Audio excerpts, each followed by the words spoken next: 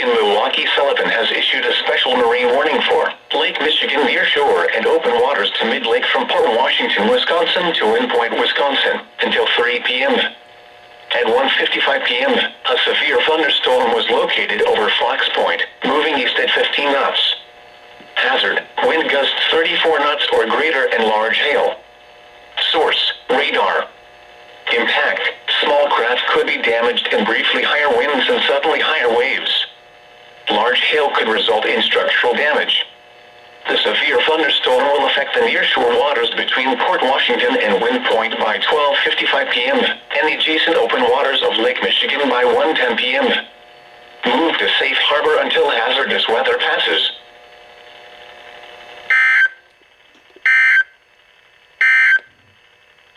Here is the